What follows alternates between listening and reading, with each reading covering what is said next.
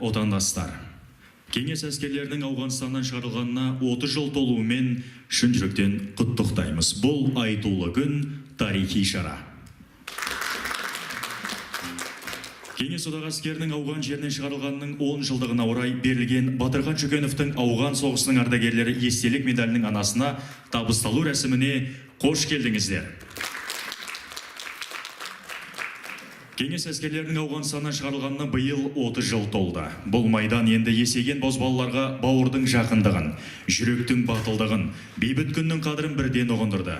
Себебі Ауғанстан соғысы Кеңес одағы тұсындағы тарихтың ең қайғылы беттерінің бірі екені сөзсіз. 10 жылға жуық бөтен елдің мүддесін қорғаған Ауғанстандағы шектеулі контингент әскерінде құрамында қазақстандықтар да болғаны рас. Қан майданда мерт болған ерлердің рухына 1 минуттық үнсіздік жариялаймыз.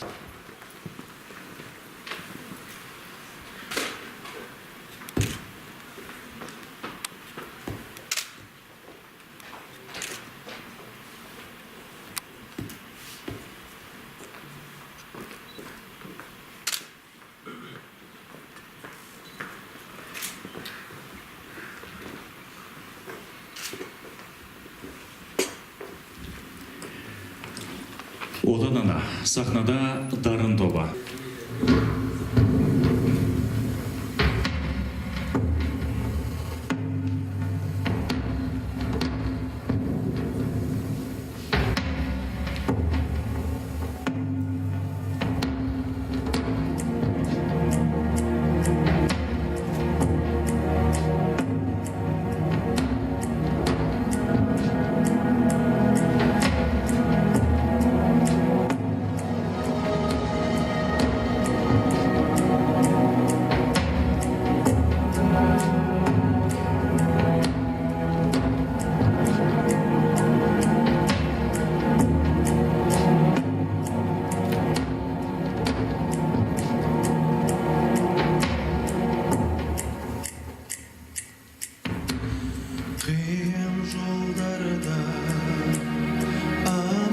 Kelimiz asıl zaman sağan senemiz şarkın ömür жақсы күндер арнап сәлем береміз.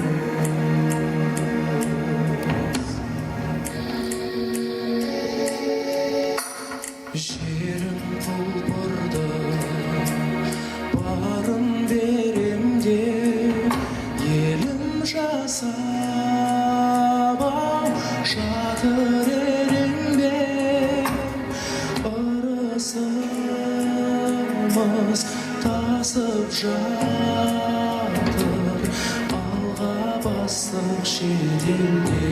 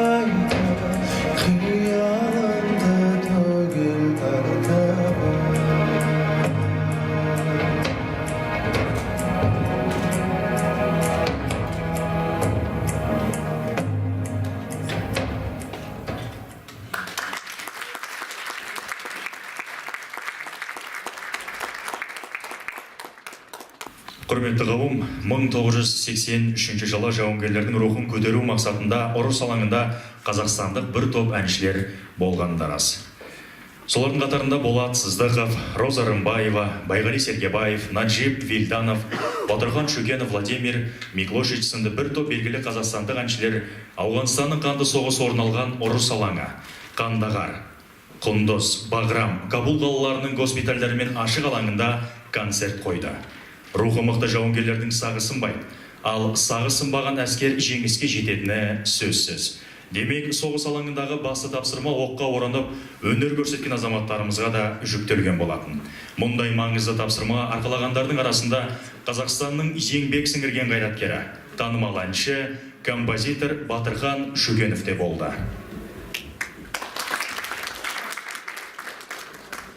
Бар ғұмырын өнерге арнаған Батырхан Шөкенов артынан өшпес із қалдырған тарихи тұлға. Қазақ өнерінің шоқтығы биік жұлдызы. Ол өз биігінен бір сәтте төмендеген емес. Ол қазақ музыка өнері мен эстрадасының беткестар бірегей тұлғасы. Оның өнерін қазақ халқы ғана емес, бүкіл ТМД елдері де жоғары бағалады. Әндері құмарта тыңдады, өнермен ұлтын танытты.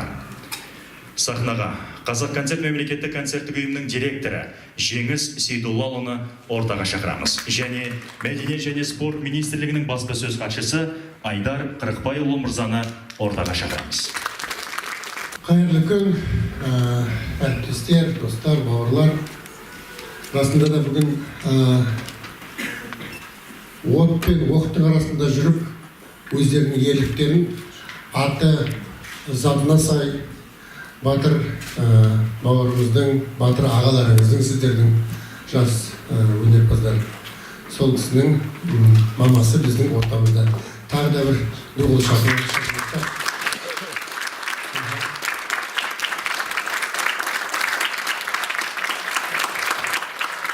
Бұл біздің сіздің алдыңызда, батыр ағаның алдында бас иеміз деп есімді қабылдаңыз.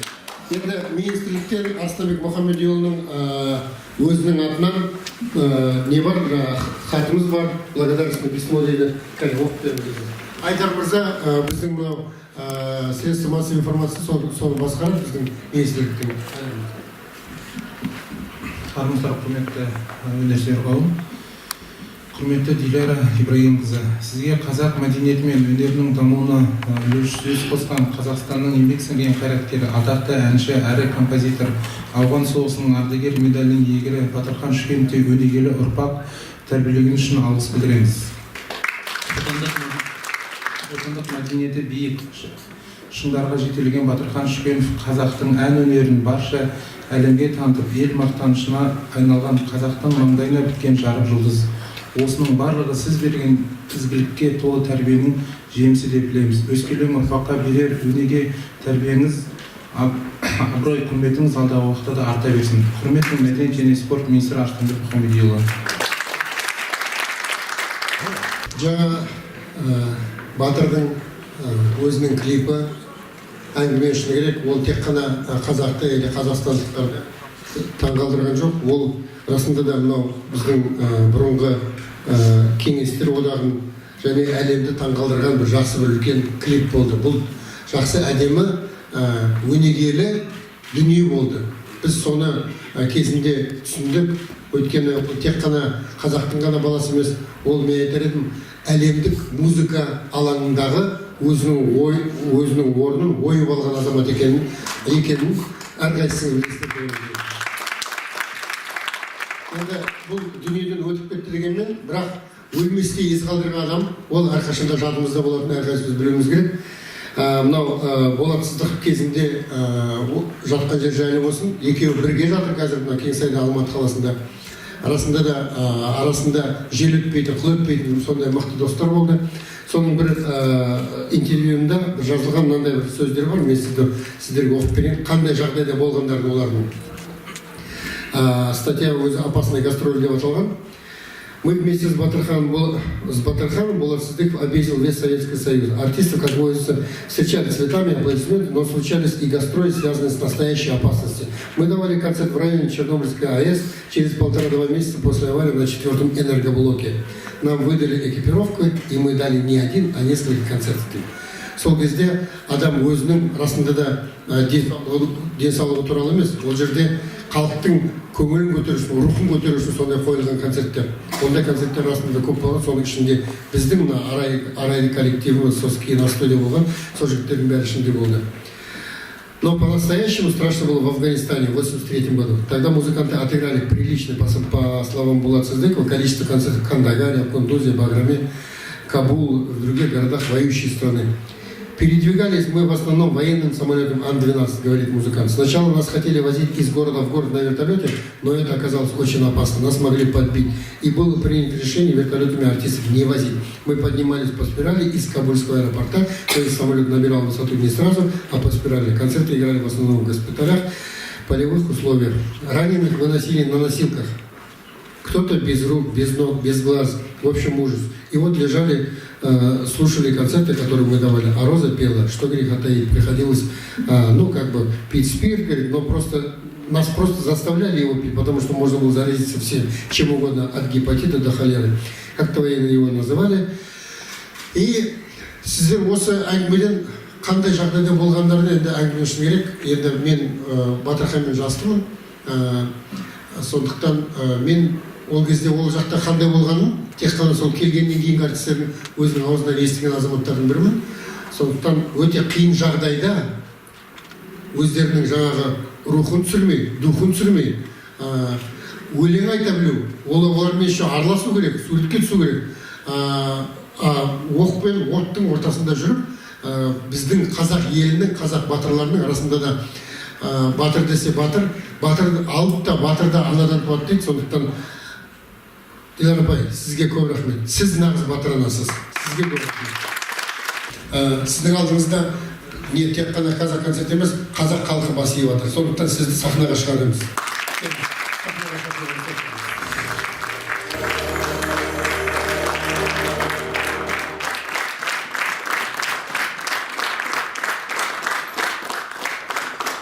Шукенов Батырхан Камалович, награжден памятной медалью ветеран войны в Афганистане, посвященный десятилетию вывода войск из Афганистана. Президент Союза ветеранов Афганистана Спиденкери. Осы кезінде 99 жыл алмай қалған медальді енді ізін тауып, біздің архивте болғандықта өзі анасының өзіне тапсырайын деп жатырмыз Батырханның. Ойы, түсі, өзіндік адамгершілігі біздің қазақ халқының арасында әрбір қазақтың баласының кеудесінде тұратынына біз сенеміз.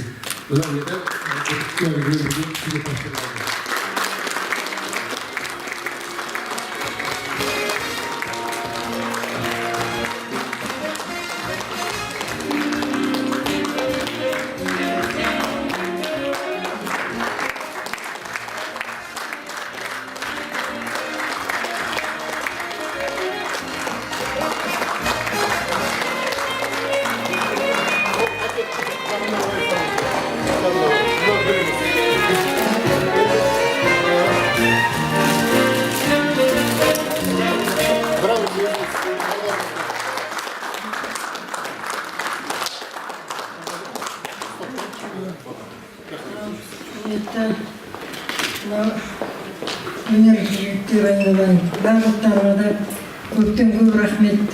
Мен батырды жоқ деп жүрсем, батыр тірі кінәлі. Сендердің арқаларында балам әлі тірі жүр деп ойлаймын. Мен өте өзімді сендерді көргенде бақыттымын деп санаймын.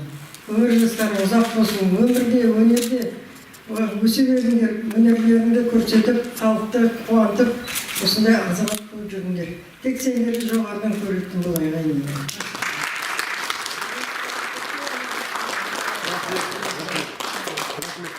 Енді бір-екі ауыз ән тыңдаймыз, содан кейін дастарханымызға барамыз.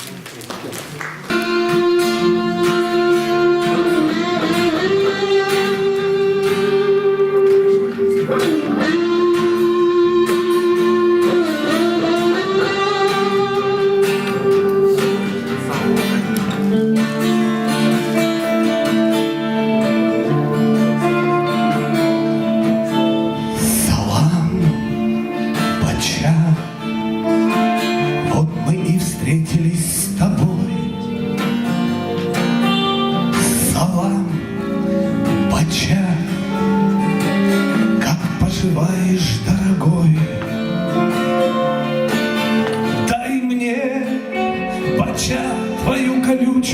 щеку. Да и я, Бача, тебя покрепче обниму. Бача, Бача. Виват! Кандагар и Герат! Виват! Файзабад и Газни! Виват! Хайратон и Шимдант! Виват! Всем вам, дорогие мои шурави!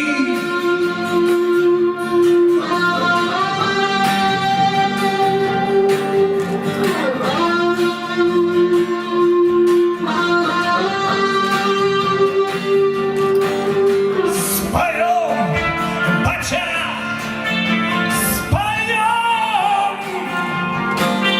О чем, Бача? Обо всем. И сколько б нам не осталось жить, споем, Бача, чтоб вовек не забыть. Споем, споем. Виват, Кундуз и Баграт. Виват, Кабул и Саланг. Виват, Буль-Хурми и Дардес. Виват, всем вам, дорогие мои шурави!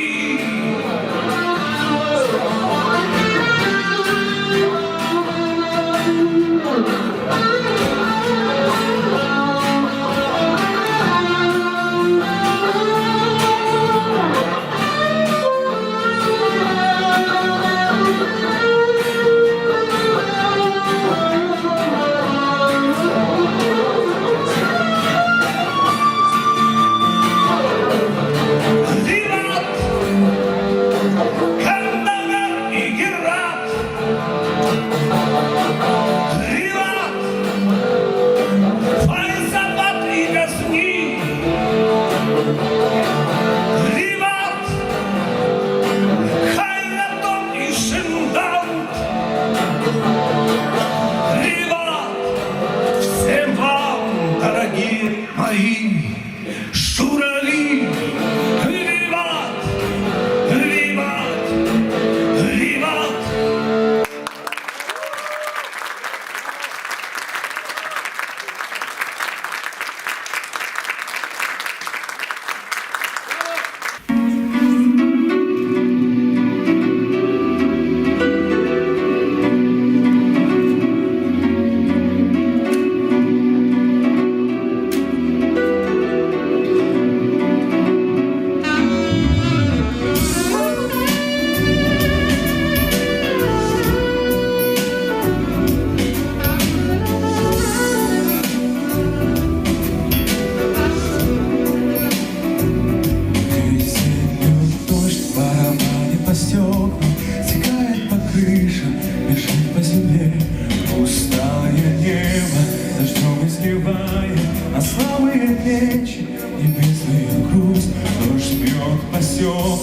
Текает по крышам, и каждая капля околта слеза.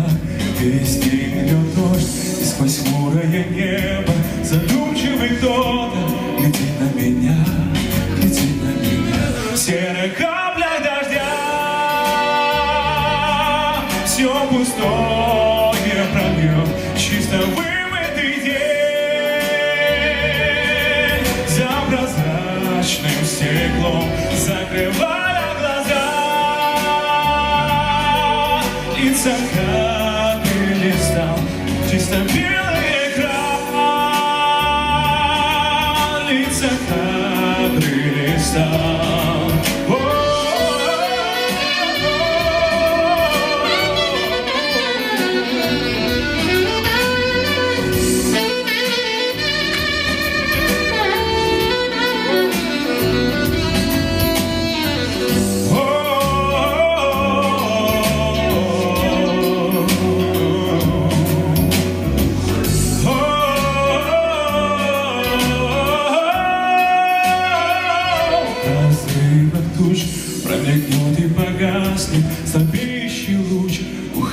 настоящего дня.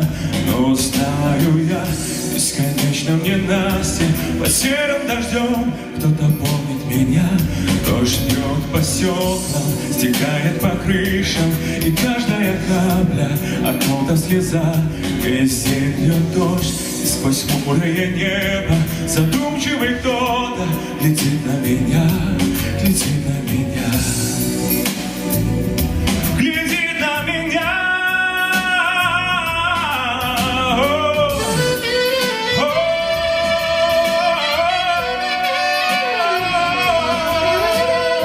В серых каплях дождя все пустое прольем, чисто вымытый день за прозрачным стеклом, закрывая глаза.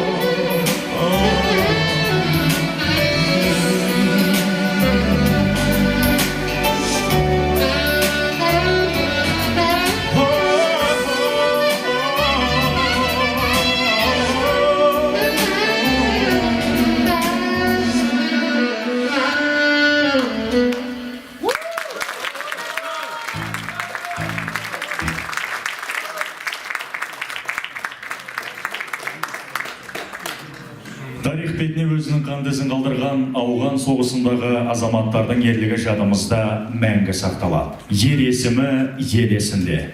Құрметті қонақтар, естелік медалін табыстау рәсімі осымен өз мәресіне жетті. Сау, сәлематта болыңыздар.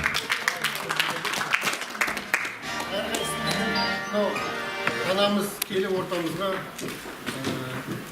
біздің батырымыздың, қазақтың батырының жарқын бейнесі біздің әрқашанда кеудемізде, маңдайымызда, есімізде әрқашан сақталатын. Біз бүгін айтып отырмыз, бірақ бізде өзіміз соны әрқашанда білуіміз керек.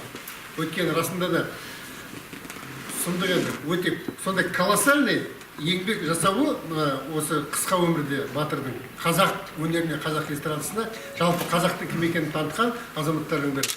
Соны біз ешқашан есімізден шығармаймыз, өйткені оны біз білеміз. Апа, сіз бақыттысыз. Жаныңыз сау болсын әрқашанда. Біздің қазақ концерті есігі әрқашанда ашық. Любой кезде келіп, бір ауыз звондасаңыз, біз де сіздің жаңағы көңіл күйіңізді әрқашанда біліп тұруға біз уәде етеміз. Жаныңыз сау болсын.